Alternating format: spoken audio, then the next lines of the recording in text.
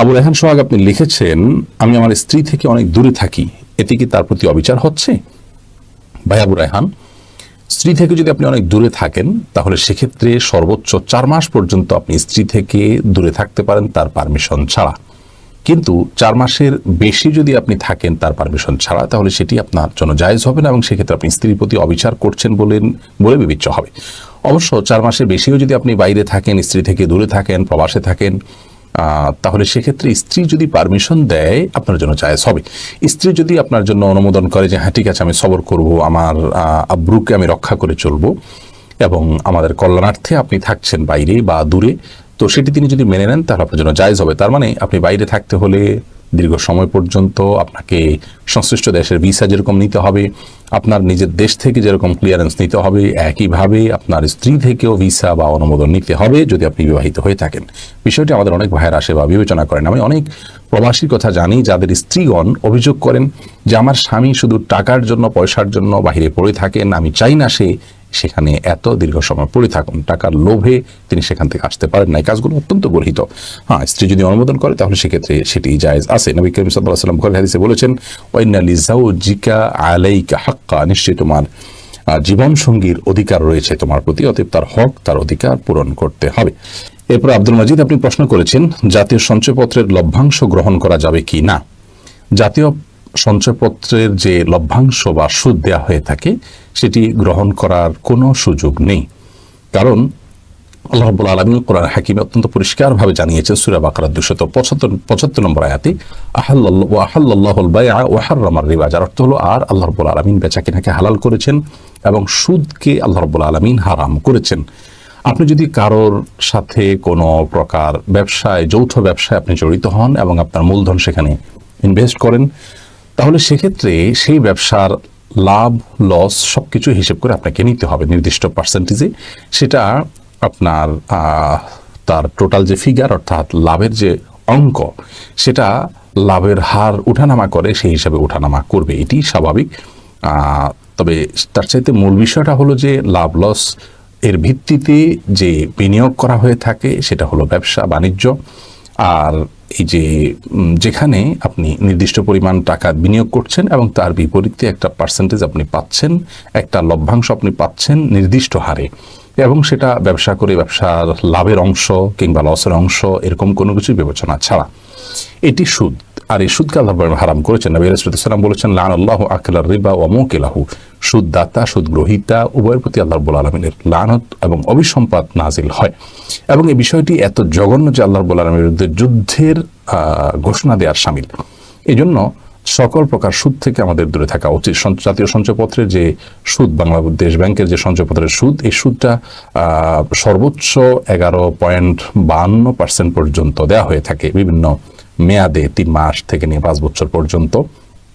তো এই যে লভ্যাংশ ঘোষণা হয়ে থাকে এটাকে মুনাফা বলা হোক কিংবা সুদ বলা হোক, যাই হোক এটা সুদের সংজ্ঞার মধ্যেই পড়ে, কারণ এখানে কোনো লাভ লসের ভিত্তিতে ব্যবসায়িক বিনিয়োগ নয়। যার কারণে জাতীয় সঞ্চয়পত্রের যে সুদ বা লভ্যাংশ বা মুনাফা যেটি বলি সেটা গ্রহণ করা জায়েজ হবে না। এরপর রিয়াজ আপনি প্রশ্ন করেছেন, ট্যাটু ব্যবহার করার বিধান কি। ট্যাটু শরীরের যে কোনো জায়গায় ব্যবহার করাটা হারাম এবং এ বিষয়ে সারা বিশ্বের কোনো স্কলারদের কোনো প্রকার দ্বিমত নেই। নবী করিম সাল্লাল্লাহু আলাইহি ওয়াসাল্লাম বলেছেন, লাআনাল্লাহুল ওয়াশিমাত ওয়াল মুস্তাওশিমাত, যারা কারোর গায়ে ট্যাটু এঁকে দেয় তাদের প্রতি এবং যার গায়ে ট্যাটু অঙ্কন করা হয় উভয়ের প্রতি আল্লাহ রাব্বুল আলামিনের লানত এবং অভিসম্পাত বর্ষিত হয়ে থাকে। তার মানে কাজটি অত্যন্ত জঘন্য এবং হারাম একটি কাজ, কবিরা গুনাহ। এজন্য ট্যাটু অঙ্কন করা জায়েজ নেই। শয়তান মানুষের শরীরে এ ধরনের ট্যাটু বলেন বা যেটাকে উল্কি বলা হয়, এইসব বিষয়গুলো অঙ্কন করার মাধ্যমে আল্লাহ থেকে মানুষকে দূরে সরিয়ে থাকে। এবং আপনারা জানেন যে এই সমস্ত ট্যাটু অঙ্কন করার কারণে উযু গোসল পর্যন্ত হয় না, কারণ এগুলোকে পরবর্তীতে রিমুভ করার কোনো সুযোগ থাকে না এবং খুব জটিল একটা পর্যায়ে চলে যায়। আমি অনেক ভাই বোনকে দেখেছি যারা একসময় ট্যাটু অঙ্কন করেছেন এবং পরবর্তীতে তওবা করে তারা ফিরে আসার চেষ্টা করছেন এবং ট্যাটু সরিয়ে তারা সালাত আদায় করতে চাচ্ছেন, কিন্তু এটা রিমুভ করা যাচ্ছে না। কোন এই জাতীয় বিজনেসের সঙ্গে জড়িত যারা আছেন সেই প্রতিষ্ঠানগুলো প্রচারণা চালাচ্ছে সম্প্রতি যে ট্যাটু অঙ্কন করলে অজুতে নামাজে কোনো অসুবিধা নেই, এবং তারা আরো হাস্যকর কিছু যুক্তি দাঁড় করান যে ট্যাটু না থাকলে যে নামাজ কবুল হবে এমন কোনো কথা নেই। তো ট্যাটু না থাকলে নামাজ কবুল হবে কি হবে না সেটা নিয়ে শঙ্কা আছে, কিন্তু ট্যাটু থাকলে তো নামাজ হবেই না, নামাজের স্ট্রাকচারটাই হবে না, কবুল হওয়া তো পরের প্রশ্ন। আপনি সাবমিটই করতে পারছেন না, সেটা অ্যাকসেপ্ট হওয়া না হতো পরের কথা, অতএব এটা কোনো অবস্থাতে জায়েজ হবে না। এবং ট্যাটু সম্পর্কে আল মওসুআহ আল ফিকহিয়া আল কুয়েতিয়া বা কুয়েত থেকে যে বিশ্ববিখ্যাত বিশ্বকোষ প্রকাশিত হয়েছে সেখানেও উলামা ইকরামের ফতোয়া, সম্মিলিত ফতোয়া উল্লেখ করা হয়েছে। নবী করিম সাল্লাল্লাহু আলাইহি ওয়াসাল্লাম আমাদেরকে বুখারী হাদিসে জানিয়েছেন যে তোমরা একটা সময় আসবে যে ভিন্ন ধর্মের মানুষদের অনুকরণ করবে, বিশেষ করে ইহুদি খ্রিস্টানদের কথা তিনি বলেছেন যে তাদের অনুসরণ করবে এমন ভাবে যে তারা 1 বিঘত গেলে তোমরা 1 বিঘত যাবে, তারা গিয়ে কোনো গর্তে ঢুকে পড়লে তোমরাও সেই গর্তে ঢুকে পড়বে। আজ আমাদের অনেক ভাই বোন কেন ট্যাটু অঙ্কন করছেন তারা নিজেরাও জানেন না। জাস্ট ইহুদি খ্রিস্টানদেরকে দেখেন, পশ্চিমা দেশের মানুষগুলোকে দেখেন, তারা অঙ্কন করতে তারা অঙ্কন করেন। আল্লাহ এত সুন্দর করে আমাদেরকে সৃষ্টি করেছেন, লাকাদ খালাকনাল ইনসানা ফি আহসানি তাকওয়িম, আল্লাহ বলেছেন সবচেয়ে সুন্দর অবয়বে আমি মানুষকে সৃষ্টি করেছি। সে অবয়বের উপরে আপনি একটা ট্যাটু আঁকছেন, সেটার উপর আপনি একটা আপনার উল্কি আঁকছেন। একে আল্লাহ রাব্বুল আলামিনের এই সৃষ্টির প্রাকৃতিক যে সৌন্দর্য, সে সৌন্দর্য আপনি ঢেকে দিচ্ছেন। এটা আপেক্ষিক বিষয়, কার কাছে ভালো লাগে না লাগে, কিন্তু জিনিসটা অত্যন্ত মানে বিদঘটে টাইপের, যে আল্লাহর ন্যাচারাল সৃষ্টি বা সৌন্দর্যকে ঢেকে দিয়ে আপনি সেখানে আঁকাঝোঁকা করছেন এবং সেটা শরীর থেকে আপনি রিমুভও করতে পারছেন না। শয়তান সাধারণত প্রাণীর ছবি অঙ্কন যখন হয় এবং প্রাণীর ছবি যখন তৈরি হয় বা মূর্তি যখন তৈরি হয়, এটা শয়তানের একটা বড় হাতিয়ার। এর মাধ্যমে শয়তান তার দোসরদেরকে নানা রকমের ইন্ডিকেট দিয়ে থাকে। তো এই জন্য নবী রাসূলুল্লাহ সাল্লাল্লাহু আলাইহি ওয়াসাল্লাম এই যে আপনার কোনো প্রাণীর প্রতিমা তৈরি করা বা এই জাতীয় বিষয়গুলোর উপর অত্যন্ত কঠোরতা আরোপ করেছেন। অতএব ট্যাটু অঙ্কন করার যে একটা প্রবণতা আমাদের সমাজে তরুণদের মধ্যে বিশেষ করে বেড়ে চলেছে, এটি থেকে আমাদের বেরিয়ে আসা উচিত। এটি আমাদের স্বাস্থ্যের জন্য ক্ষতিকর। ত্বকের মধ্যে এই জাতীয় কোনো কিছু লাগানো এটি ক্ষতিকর, সেটি আমরা সবাই জানি, ওপেন সিক্রেট বিষয়টি। অতএব এই ট্যাটু অঙ্কন করা কোন অবস্থাতে জায়েজ নয়। নবী সাল্লাল্লাহু আলাইহি ওয়াসাল্লাম বলেছেন মান তাশাব্বাহা বিকওমিন ফাহুয়া মিনহুম, যে ব্যক্তি যে জাতির কালচার কৃষ্টির অনুকরণ করবে সে তাদের অন্তর্ভুক্ত হবে। আবু দাউদের এই হাদিস থেকে আমরা জানতে পারি যে ট্যাটু অঙ্কন যারা করে থাকে তারা কারা আমরা জানি। পশ্চিমা দেশের ইহুদি খ্রিস্টানরা, বিশেষ করে ফাসেক ফাজেররা এগুলো করে থাকে। তাদের অনুকরণে যদি আমরা এই কাজটি করি, আল্লাহ মাফ করুন, তাদের দলভুক্ত হয়ে যাবো। আল্লাহ তাআলা আমাদেরকে সঠিক বোধ শক্তি এবং চেতনা শক্তি দান করুন। এই যে দেউলিয়াপনা, আদর্শগত দেউলিয়াপনা, যে আমরা বাঙালি হিসেবেও তো আমাদের একটা সংস্কৃতি আছে, এজ এ মুসলিম আমাদের একটা সংস্কৃতি আছে, আঞ্চলিক একটা সংস্কৃতি আছে, সেখানে ভিনদেশী সংস্কৃতিতে আমাকে গা ভাসাতে হবে, এটা তো দেউলিয়াপনা ছাড়া আর কিছু না। আল্লাহ তাআলা আমাদের সকলকে বোঝার তৌফিক দান করুন। আবু খান তাওসিফ আপনি প্রশ্ন করেছেন হাটহাজারী মাদ্রাসার প্রধান মুফতি আব্দুস সালাম চাটগামী রাহিমাহুল্লাহ সম্পর্কে আপনার মুখ থেকে জানতে চাই।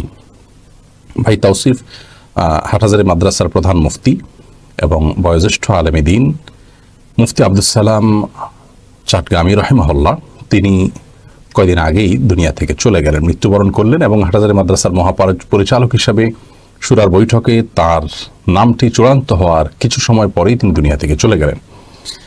তো তার সম্পর্কে বিস্তারিত আসলে তেমন কিছু আমার জানা নেই, এবং সরাসরি তার সান্নিধ্য সোহবত এর কোনোটি নেয়ার সুযোগ বা তৌফিক সৌভাগ্য আমার হয়নি। তবে উলামা ইকরামের মারফত তার সম্পর্কে যেটুকু জানতে পেরেছি তা হলো তিনি অত্যন্ত উঁচু মাপের একজন ফকিহ এবং ফিকহবিদ ছিলেন। পাকিস্তানের স্বনামধন্য বড় বড় প্রতিষ্ঠানে তিনি দীর্ঘ সময় কাজ করেছেন। মুফতি তাকি উসমানী বিশ্ববিখ্যাত স্কলার, আরব আজম সকলের কাছে সমাদৃত। তার মতো মানুষ পর্যন্ত তার ছাত্র ছিলেন বলে জানতে পেরেছি। তো মুফতি আব্দুস সালাম রাহিমাহুল্লাহ বাংলাদেশে খুব বেশি দিন হয়েছে এসেছেন এমন নয়, বরং তিনি দীর্ঘদিন দেশের বাইরে ছিলেন। দেশে এসেই হাটহাজারী মাদ্রাসায় যোগদান করেছেন। ফতোয়া বিষয়ে তার ফতোয়ার কিতাব রয়েছে, তার অনেক কাজকর্ম রয়েছে। আল্লাহ রাব্বুল আলামিন তার সেই সমস্ত কাজকর্মগুলো কবুল করুন। আসলে মাদ্রাসায় যারা শিক্ষকতা করেন, সেই শিক্ষকদের জীবনের সবচেয়ে বড় সার্থকতা হলো যে তারা যে মানুষ গড়ার কারিগরের ভূমিকায় অবতীর্ণ হন, এর মাধ্যমে তাদের দুনিয়া আখিরাত উভয়টি এত মজবুতভাবে গড়ে ওঠে, যেটি আসলে জেনারেল শিক্ষায় যারা শিক্ষকতা করেন তাদের হয় না। আপনারা জানেন যে মাদ্রাসার শিক্ষকদের এই যে জানাজাগুলোতে দেখবেন ছাত্রদের কি পরিমাণ ঢল নামে, কোনো পর্যায়ের জেনারেল শিক্ষায় শিক্ষিত যারা আছেন তাদের মধ্য থেকে যারা শিক্ষক আছেন তাদের কারোর জানাজা এরকম কোনো মানুষ আপনি দেখতে পাবেন না। আমি এখানে কোনো মানে ভাগাভাগি করছি না, একটা বাস্তবতা তুলে ধরছি যে নীতি নৈতিকতার চর্চা যদি আজ জেনারেল শিক্ষায়ও থাকতো তাহলে সেখানেও একই চিত্র আমরা দেখতে পেতাম। এখানে মাদ্রাসার জেনারেল শিক্ষা বলতে আসলে পৃথক কোনো কিছু নেই। মূল বিষয়টা হলো যে এক জায়গায় নীতি নৈতিকতার এবং আদর্শের দীক্ষা শিক্ষা দেওয়া হয়, আর জায়গায় এই বিষয়টি একেবারেই গৌণ, যার কারণে সমাজে তার চিত্রটাও একেবারে পরিষ্কার আমরা দেখতে পাচ্ছি। এর পাশাপাশি অনেক আলেম এবং দায়িত্ব গড়ে তোলার পেছনে যে ভূমিকা পালন করেছেন আল্লাহ রাব্বুল আলামিনের কাছে, তার জন্য তারা আজর আজিম পাবেন। একই কথা অবশ্যই স্কুল কলেজের শিক্ষকদের মধ্যে থেকে যারা আছেন তারা যদি আল্লাহর সন্তুষ্টি আশা করেন, সওয়াব আশা করেন এবং সেই উদ্দেশ্যে যদি মানুষ গড়ে তোলেন, তারা সমাজ এবং জাতির জন্য, মানব জাতির জন্য তারা যে কাজ করবেন সেটার সওয়াবও তারা পাবেন ইনশাআল্লাহ বিইذনিল্লাহ। আল্লাহ তাআলা মুফতি আব্দুস সালাম চাটগাঁওয়ী রাহিমাহুল্লাহকে জান্নাতের উঁচু মাকাম দান করুন, তার ভুল ত্রুটিগুলোকে মাফ করে দিন এবং তার শূন্যতা যেন আমরা পূরণ করতে পারি সেই তৌফিক দান করুন। উলামায়ে কেরাম একের পর এক চলে যাচ্ছে, এটি আমাদের জন্য হতাশার, এটি আমাদের জন্য চিন্তার। আল্লাহ তাআলা আমাদের সকলকে তাদের প্রত্যেকের শূন্য স্থানগুলোকে যথাযথভাবে আমরা যেন পূরণ করতে পারি সেই তৌফিক দান করুন। তিনি লিখেছেন, আজকাল অনেকেই দেখছি চাঁদের জমি কিনছে, তা আবার অন্যকে উপহারও দিচ্ছে। এ বিষয়ে যদি আপনি কিছু বলতেন তাহলে উপকৃত হতাম। দেখুন, চাঁদ এখনো পর্যন্ত কোনো দেশ বা ব্যক্তির মালিকানাধীন কোনো সম্পত্তি নয়, যার কারণে 1967 সালে যুক্তরাষ্ট্র, যুক্তরাজ্য এবং সোভিয়েত ইউনিয়নের যে যৌথ আপনার আউটার স্পেস ট্রিট এবং 1979 সালে জাতিসংঘের যে মুন এগ্রিমেন্ট হয়েছে সে অনুযায়ী চাঁদের কোনো অংশ, কোনো জমি, কোনো কিছু এটি কোনো ব্যক্তি মালিকানাধীন সম্পত্তি এখনও নয়। তো যা নিজে মালিক নয় সেটা কীভাবে কেউ বিক্রি করে অথবা সেটা আবার আরেকজনকে কীভাবে দান করে? এই পৃথিবীতে যে বনি আদম আছে, যে আদম সন্তান আছে, মানুষ আছে, তাদের মধ্যে অনেকেই এখনও ভিটেহারা, বাড়িহারা, ঘর ছাড়া, তারা অনেকেই কষ্টে দিনাতিপাত করছে। সেখানে আমরা চাঁদে জমি কিনছি, আবার কিনার জনকে উপহার দিচ্ছি, এসবগুলো গরিব হয় মানুষদের সাথে উপহার ছাড়া কিছুই নয়। হ্যাঁ, সন্দেহাতীতভাবে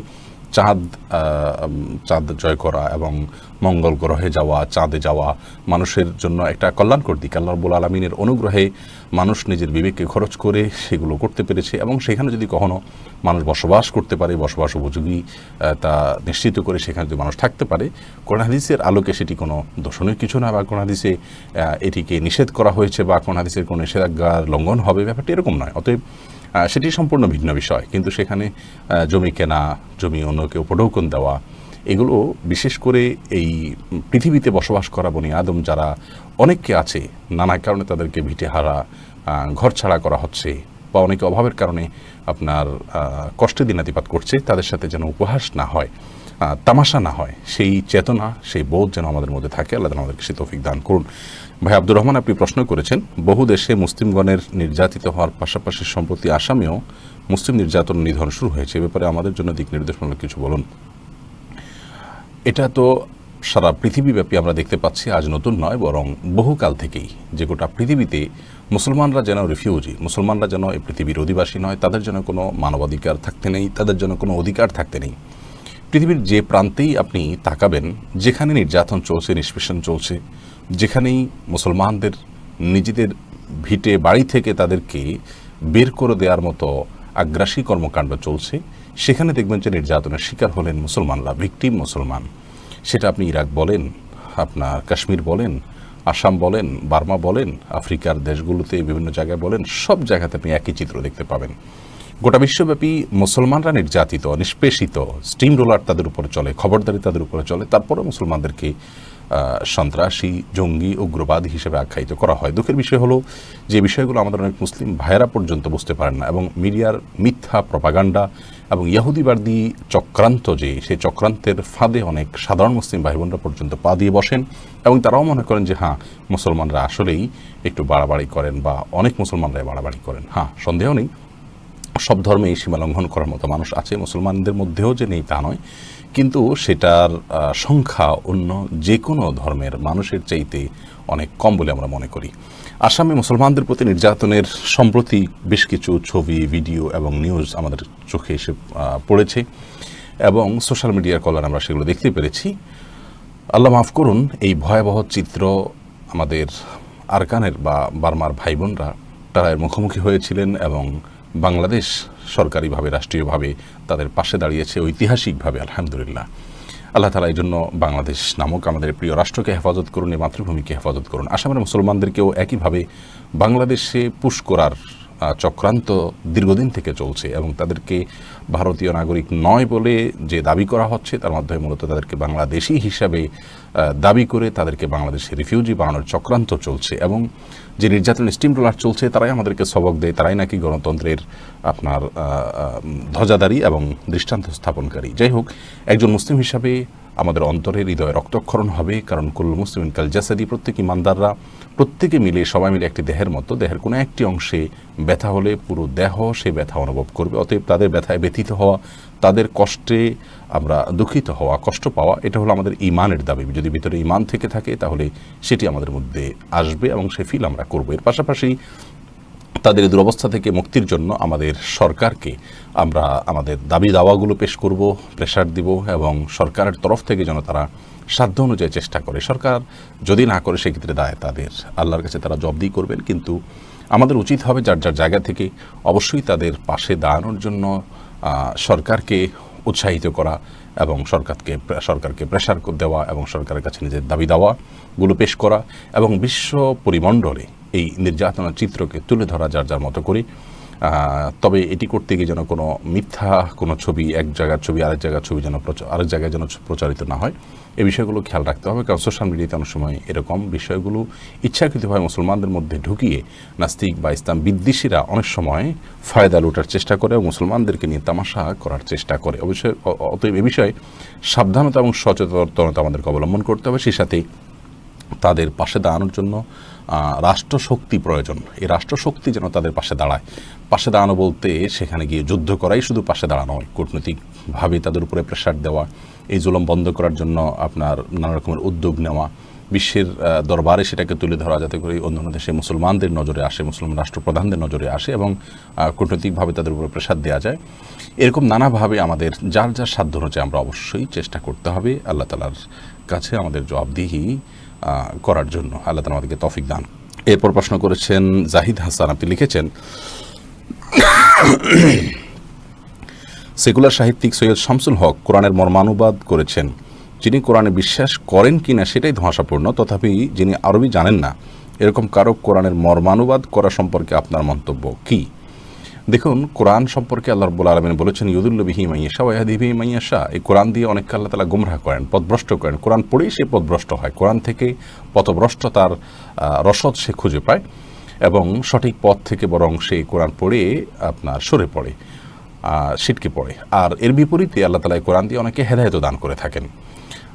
কোরআনের অনুবাদের জন্য অবশ্যই সাহিত্য এবং যে ভাষায় অনুবাদ করা হবে সে ভাষা সম্পর্কে পাণ্ডিত্য, এটা অত্যন্ত জরুরি একটি বিষয়। সৈয়দ শামসুল হক তিনি অত্যন্ত উঁচু মাপের একজন সাহিত্যিক, আমরা সবাই কম বেশ জানি, সব্যসাচী লেখক। তার লেখা বেশ কিছু বই পড়ার সুযোগ আমার হয়েছে। তার মধ্যে থেকে একটি বই নাম আমার মনে পড়ে, খেলারাম খেলে যা। এই বইটি আমার পড়ার সুযোগ হয়েছে, আরও কিছু বই তার পড়ার সুযোগ হয়েছে। এই সৈয়দ শামসুল হক তিনি অনেক বড় মাপের সাহিত্যিক হওয়ার কারণে তিনি যদি কোরআন এবং হাদিসের অনুবাদ করার জন্য যে অন্যান্য যোগ্যতা আছে সেগুলো অর্জন করে তিনি অনুবাদ করতেন সন্দেহাতীতভাবে, সেটি আমাদের জন্য অনেক আনন্দের বিষয় হতো। তার এই উদ্যোগকে আমরা অ্যাপ্রিসিয়েট করি। তবে তার এই থাকে তাহলে এটি কোনো কঠিন কিছু নয়। তারপর তিনি এই কোরআনের অনুবাদ করলে সেটি অবশ্যই আল্লাহর হন, নিজে অন্তত সেটার দাবি না করেন। আবার আরবি ভাষা সম্পর্কে আপনি কিছুই যদি না জানেন তাহলে সেক্ষেত্রে অর্থাৎ আরবি ভাষার জ্ঞান, অলঙ্কার ইত্যাদি এগুলো যদি আপনার জানা না থাকে তাহলে কোরআনের মতো উঁচু মাপের আরবি সাহিত্যের এই মহাগ্রন্থ, মহান সৃষ্টিকর্তার এই গ্রন্থের অনুবাদ আপনি কিভাবে করবেন? অন্যান্য বাংলা অনুবাদগুলো দেখে যদি আপনি করেন তাহলে সেক্ষেত্রে আপনি তো সরাসরি কোরআন থেকে অনুবাদ করলেন না এবং সেক্ষেত্রে যথেষ্ট আপনার ত্রুটি বিচ্যুতির সম্ভাবনা থাকে। তাছাড়া সৈয়দ হক যে মর্মানুবাদ করেছেন, নাম দিয়েছেন মর্মানুবাদ, অর্থাৎ কোরআনের মর্মের অনুবাদ করেছেন। কোরআনের মর্ম কোরআনের উদ্দেশ্য কি, মাকসাদ কি, এটা তো সবচেয়ে বেশি বুঝেছেন এই কোরআন যার প্রতি নাজিল হয়েছে তিনি, অর্থাৎ নবী করিম সাল্লাল্লাহু আলাইহি ওয়াসাল্লাম। আল্লাহ তাআলা কোরআন কারীমে সূরা নাহলের 44 নম্বর আয়াতে বলেছেন, ওয়া আনজালনা ইলাইকা যিকরা লিতুবাইয়িনা লিন-নাসি মা নুযিলা ইলাইহিম। আমি এই কোরআন আপনার প্রতি নাজিল করেছি এজন্য যেন আপনি মানুষদের কাছে এটার ব্যাখ্যা বিশ্লেষণ করে দেন, মানুষের কাছে এই বিষয়টাকে খুলে দেন, খোলাসা করে দেন। অর্থাৎ কোরআন বোঝানোর জন্যই আল্লাহ তাআলা এই কোরআন প্রিয় নবী সাল্লাল্লাহু আলাইহি ওয়াসাল্লামের প্রতি নাজিল করেছেন, তিনি বুঝিয়ে দিবেন সেজন্য। এখন যার প্রতি নাজিল হয়েছে তিনি মানুষকে বোঝাবেন, তিনি কোরআনের মর্ম বলবেন, সেটা স্বাভাবিক। কিন্তু আপনি কোরআনের অনুবাদ করছেন, আপনি নবী করিম সাল্লাল্লাহু আলাইহি ওয়াসাল্লামের কোরআনের যে বুঝ, তার যে ব্যাখ্যা, তার যে বিশ্লেষণ, তার সাহাবীরা তার থেকে শিখেছেন, এভাবে ধারা পরম্পরা এসেছে, সেটা থেকে আপনি আদৌ গ্রহণ করেছেন কিনা। যেটুকু দেখেছি আমি সৈয়দ হকের মর্মানুবাদ, তা থেকে বোঝা যায় তিনি সেখান থেকে গ্রহণ করেননি। যেমন সূরা আল আসরের যে অনুবাদ এখানে রয়েছে, সেখানে তিনি ওয়াল আসর এই শব্দের অনুবাদে পড়ন্ত বেলার শপথ, এই পড়ন্ত বেলা আসর শব্দের অর্থ লিখেছেন।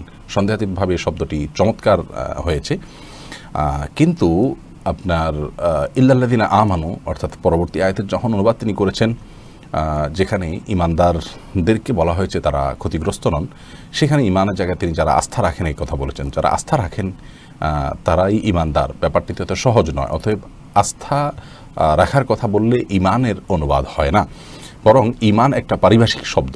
এটাকে এক শব্দে আপনি যদি ব্যাখ্যা করতে যান তাহলে তা অনেকাংশেই সম্ভব নয়। নবী করিম সাল্লাল্লাহু আলাইহি ওয়াসাল্লাম ইমানের ব্যাখ্যা বলেছেন, আল ঈমানু আন তু'মিনা বিল্লাহি ওয়া মালাইকাতিহি ওয়া কুতুবিহি ওয়া রাসূলিহি ইলা আখিরিল হাদিস। ইমান হলো আল্লাহর প্রতি, আখিরাতের প্রতি, ফেরেশতাদের প্রতি বিশ্বাস করার নাম। অতএব ইমানের সংজ্ঞা এই কোরআন যার প্রতি নাজিল হয়েছে তিনি দিয়েছেন।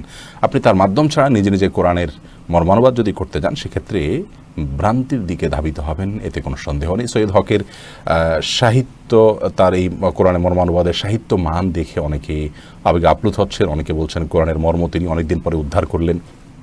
এ কথাগুলো অন্তঃসার শূন্য। সাহিত্য মান বা সাহিত্য মূল্য থাকতে পারে তার এই কোরআনের মর্মানুবাদ গ্রন্থের, কিন্তু এটা কোনো ধর্মগ্রন্থ হিসাবে তার অনুবাদের কোনো অধিকারিতাই নাই যদি তিনি ধর্মীয় বিশ্বাসে বিশ্বাসী না হন। একজন মুসলমান যদি কোনো নাস্তিকের কথার ব্যাখ্যা করেন, বইয়ের ব্যাখ্যা করেন এবং তার সুবিধা অনুযায়ী, বুঝ অনুযায়ী ব্যাখ্যা করেন, সেটা যেরকম সমাজে কারোর কাছে গ্রহণযোগ্য হবে না, বিষয়টি একই রকম। দ্বিতীয়ত হলো এটার জন্য আরবি ভাষা সম্পর্কে যথেষ্ট পাণ্ডিত্য দরকার। তৃতীয়ত হলো এই কোরআনের ব্যাখ্যায় প্রিয় নবী সাল্লাল্লাহু আলাইহি ওয়াসাল্লাম, সাহাবীরা কীভাবে ব্যাখ্যা করেছেন সেগুলোকে ধারণ করা দরকার। 1450 বছর আগে কোন প্রেক্ষাপটে নাজিল হয়েছে, সেই প্রেক্ষাপটের কী বিবরণ তারা দিয়েছেন সেগুলো ধারণ করা দরকার, তারপরে সেটার অনুবাদে আসা দরকার। যাই হোক, সৈয়দ হকের এই আপনার উদ্যোগকে আমরা সাধুবাদ জানাই, তবে তার উদ্যোগ যেন ধর্মগ্রন্থ থেকে, ধর্মগ্রন্থ এটা অনুবাদ করে বরং সেখান থেকে ধর্মবিশ্বাসকে পৃথক করার অপচেষ্টা যেন না হয়, অর্থাৎ এই ধর্মগ্রন্থ দিয়ে বরং সেকুলারিজম প্রতিষ্ঠা করার অপচেষ্টা যেন না করা হয়, সেই বিষয়টি আমাদের দাবি থাকবে। ইতিমধ্যে আমরা বইটার অর্ডার করেছি, ইনশাআল্লাহ বিদিনিল্লাহ বইটা হাতে পেলে বিস্তারিত দেখে আমরা এই বিষয়ে আরও বিস্তারিত মন্তব্য করব ইনশাআল্লাহ। আদিল আহমদ জানতে চেয়েছেন জুমার নামাজের পরিবর্তে জোহরের নামাজ কিভাবে পড়তে হবে, সুন্নাত নামাজ পড়তে হবে কি না। আপনি জোহর যেভাবে পড়েন হুবহু অন্যদিন জোহর যেভাবে পড়েন সেভাবে পড়বেন, 4 রাকাত নামাজ পড়বেন এবং তার আগে পরে সুন্নাতও পড়বেন।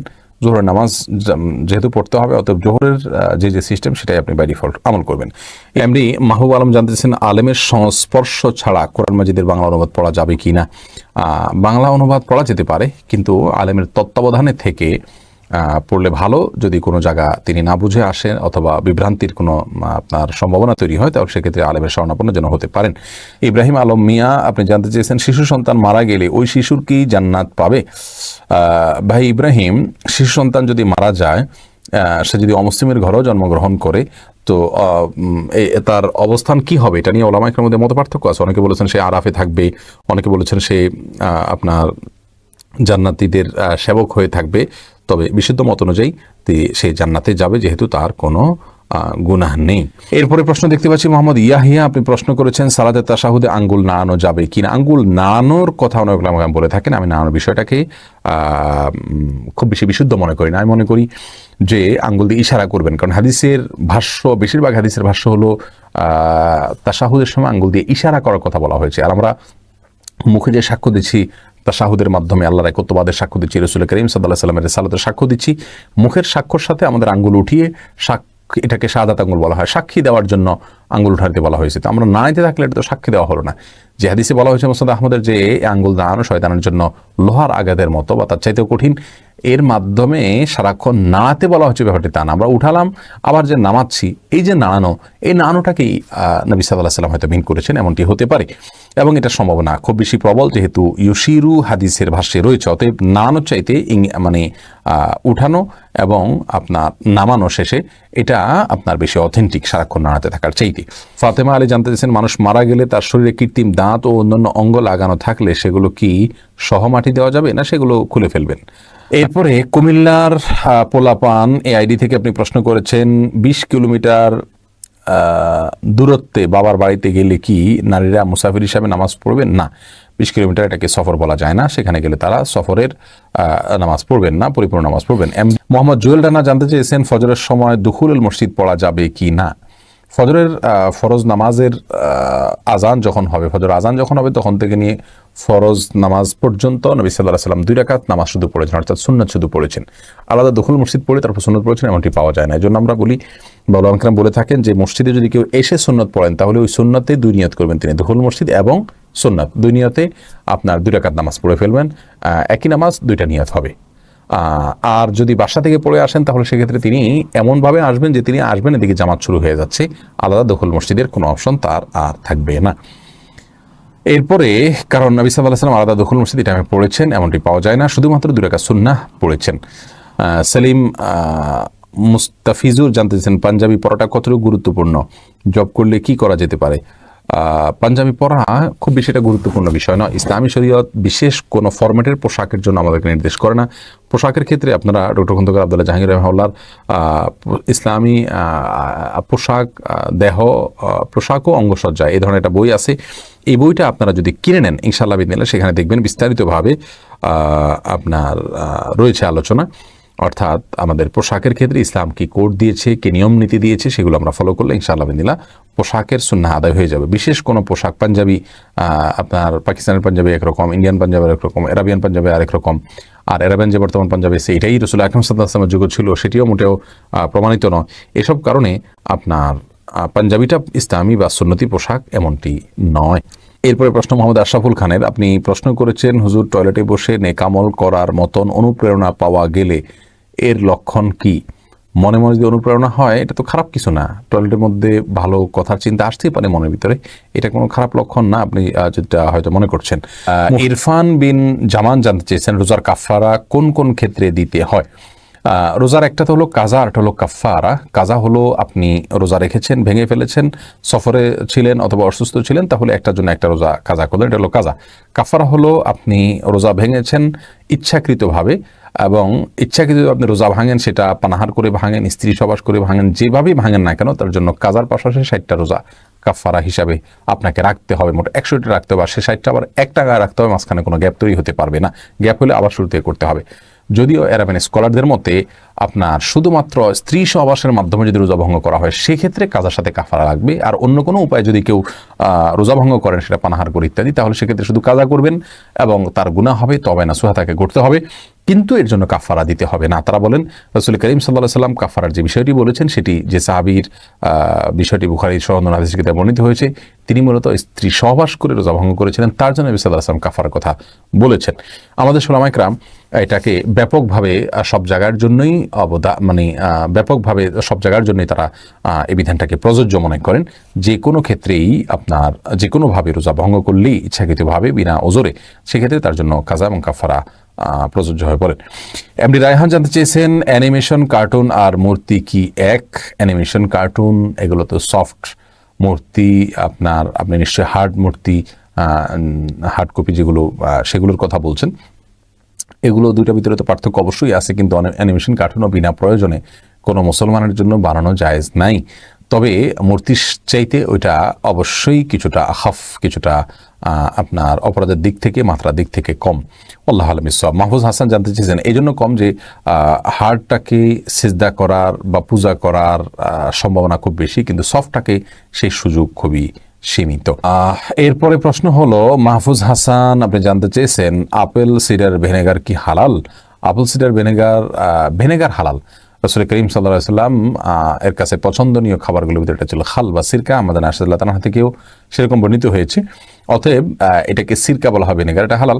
কিন্তু অ্যাপেল সিডার ভিনেগারে অন্য কোনো উপাদান আছে কিনা হারামের আমি জানি না, যদি থেকে থাকে সেটা ভিন্ন বিষয় হবে। সে ওদুদি মিনহাজ, আপনি জানতে চাইছেন আল্লাহর কাছে গুনাহ মাফের দোয়া কি, যা হাঁটতে বসতে পড়তে পারবো এরকম যে কোনো দোয়ায় আপনি পড়তে পারেন। ইস্তেগফার মূলক, আল্লাহর কাছে ক্ষমা প্রার্থনামূলক, আস্তাগফিরুল্লাহ ওয়া আতুবু ইলাইহি, এই দোয়া পড়তে পারেন। আর ক্ষমা প্রার্থনার জন্য সবচেয়ে আপনার ভালো দোয়া হলো সাইয়্যিদুল ইস্তিগফার, আল্লাহুম্মা আনতা রাব্বি লা ইলাহা ইল্লা আনতা খালাকতানি ওয়া আনা আবদুকা ওয়া আনা আলা আহদিকা ওয়া ওয়াদিকা মাসতাতা'তু আউযু বিকা মিন শাররি মা সানা'তু আবুউ লাকা বিনি'মাতিকা আলাইয়া ওয়া আবুউ লাকা বিযামবি ফাগফিরলি ফাইন্নাহু লা ইয়াগফিরুদ যুনুবা ইল্লা আনত। এটা হলো ক্ষমা প্রার্থনার জন্য সবচেয়ে শক্তিশালী দোয়া, যেটাকে সাইয়্যিদুল ইস্তিগফার বলা হয়েছে। সকাল এবং সন্ধ্যা এটা যদি কেউ পাঠ করে ওই দিনে ওই রাতে মারা গেলে আল্লাহ সুবহানাহু ওয়া তাআলা তাকে সরাসরি জান্নাত দান করবেন। তো এই দোয়ার মাধ্যমে আমরা সবচেয়ে বেশি ক্ষমা প্রার্থনা করতে পারি আল্লাহর কাছে। এরপরে প্রশ্ন আমিনুল ইসলাম হিরন, আপনি জানতে চেয়েছেন ইসলামে মোট ফরজ কয়টা এবং কি কি? ইসলামে মোট ফরজের কোনো সংখ্যা সীমিত বা নির্দিষ্ট করে আমাদেরকে দেওয়া হয়নি কোন হাদিসের কোনো জায়গায়। এই জন্য বলবো ইসলামে মোট ফরজের কোনো সংখ্যা নাই। 130 ফরজের কথা আমরা ছোটবেলায় অনেকে বক্তব্যে পড়েছি, কিন্তু এগুলো ওলামা একরাম ঘেটে ঘুটে আনুমানিক একটা সংখ্যা বের করেছেন। এর ভিতরে কিছু কিছু আবার ফরজও নয়, সেগুলোকে এর ভিতরে ঢুকানো হয়েছে। আবার এর বাইরেও অনেক ফরজ রয়েছে। আসলে মোট ফরজ এটা ব্যক্তি বিশেষে ভ্যারি করে। কথার কথা, একজন ব্যবসায়ী হলে তার জন্য হালাল পদ্ধতিতে ব্যবসা করা ফরজ, কিন্তু যেটি ব্যবসায়ী না তার জন্য এই বিধানটা আসে না। একজন কথার কথা সন্তান, তাহলে তার জন্য বাবা মা যদি বেঁচে থাকেন তাহলে তাদের প্রতি সদ্ব্যবহার করা তার জন্য ফরজ, কিন্তু যার বাবা মা নাই, বেঁচে নাই, তাহলে সেক্ষেত্রে তার জন্য বিধানটা আসবে না। এই জন্য ফরজকে আমরা নির্দিষ্ট কোনো সংখ্যায় সীমিত করার কোনো সুযোগ নাই। কোরআন এবং সুন্নাহ যেটা পড়তে আমাদেরকে করতে বাধ্য করেছে এবং সেটা অকাট্য দলিল দ্বারা প্রমাণিত হয়েছে, সেটাকে ফরজ বলা হয়। এই সংজ্ঞার আলোকে ফরজের সংখ্যা অনেক হতে পারে। সোহাগ হোসেন জানতে চাচ্ছেন ঘরে নামাজ পড়লে কি আজান দিতে হবে? আজান দেওয়া লাগবে না, তবে একামত দিতে হবে। ফাতেমা আলী, তবে যদি আশপাশের ঘর থেকে বা পাশের বাসা থেকে কেউ আসবেন এরকম সম্ভাবনা থাকে, সেক্ষেত্রে আজান দিবেন। কিন্তু বর্তমান যে পরিস্থিতি, এখানে যার তার বাসায় অবস্থান করার নির্দেশনা দেওয়া হয়েছে, আর সেই খাতিরে আপনার আজান দেওয়ার প্রশ্ন ওঠে না। আমরা একামত দিয়ে শুধু জামাত করে নিব। মুয়াবিয়া আল হাবিবি জানতে চেয়েছেন, অনেকে বলছে চীনেরা নিজেরাই করোনা ভাইরাস ছড়িয়েছে, এই বিষয়ে কিছু বললে উপকৃত হব। মুফতি সাহেব, আল্লাহ তাআলা আপনার প্রতি রহম করুন ও হাফিজাকুমুল্লাহ। যে সমস্ত বন্ধুরা বলছেন চীন নিজেই এটা তৈরি করেছেন, তাদের কাছে অথেন্টিক কোনো সোর্স আছে বলে আমি জানি না। তারা 2টা বইয়ের বরাত দেন, এই বইগুলোর হার্ড কপি তাদের সংগ্রহে রয়েছে এমনটিও না, এগুলো অনলাইন থেকে তারা কুড়িয়ে পেয়েছেন। তো এই ধরনের আপনার একটা বিশেষ পৃষ্ঠা অথবা একটা বইয়ের বিশেষ কোনো অংশ পরিবর্তন করে গুজব ছড়ানো যায়। আল্লাহ সুবহানাহু ওয়া তাআলা বলেছেন, ইযা জাআকুম ফাসিকুন ফাতাবায়ানু, হে ঈমানদাররা, ফাসিকুন বিনাবাইন ফাতাবায়ানু, কোনো ফাসিক যদি কোনো সংবাদ বলে তোমাদেরকে, সেটা যাচাই করো। তো এটা যাচাই করা ছাড়া আমরা বিশ্বাস করাটা সঠিক হবে না, এবং এর ফলে আমরা ক্ষতিগ্রস্ত হব, হাসির পাত্র হতে পারি। আমরা এর আগেও দেখেছি মুসলমানরা অনেক সময় সহজ সরল মনে কোনো প্রচারণা প্রপাগান্ডায় তারা সামিল হয়েছেন, পরবর্তী দেখা গেল সেটি ভুয়া, তখন মুসলমানদের জন্য লজ্জার কারণ হয়েছে। এই জন্য আমরা এটাকে বিশ্বাস করব না, আমি অন্তত এটাকে অথেন্টিক মনে করি না। তাছাড়া যেই 2টা বইয়ের অনেক আগে থেকে লেখা, 80 দশকে বা 90 দশকের লেখা বইয়ের তথ্যের বরাতে এই কথা বলা হয়েছে, সে বই বিষয়টিকে যাচাই করেছেন আমাদের একজন ভাই। তিনি যাচাই করে একটা আর্টিকেল ইংলিশে তিনি দেখেছেন যে এটার আসলে গ্রহণযোগ্য ভিত্তি নাই। যাই হোক, তারপরও আমরা আলে আলমা ইনদাল্লাহ বলবো, আল্লাহ তাআলা ভালো জানেন, আমরা এ বিষয়ে বিস্তারিত বলতে পারবো না।